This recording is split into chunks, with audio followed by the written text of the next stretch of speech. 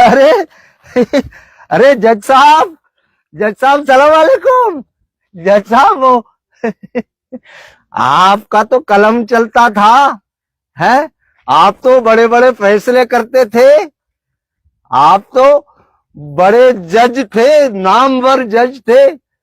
आज इतनी छोटी सी जगह पर है आप, है कोई प्रोटोकॉल ही नहीं है आपके पास। तो आपके पास कोई प्रोटोकॉल ही नहीं है। क्यों?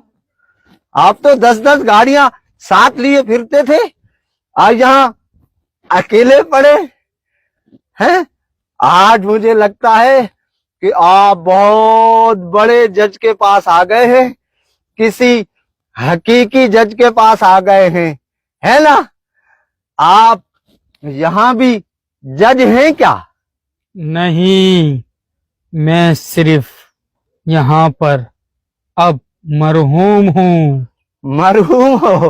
अच्छा अच्छा, इसका मतलब ये है कि सदा कुछ भी नहीं रहता, सारे ओहदे नकली हैं?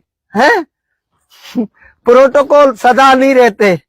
तो जब आप सीट पर होते हैं ना, तो मेहरबानी करके जरा इंसाफ किया करें।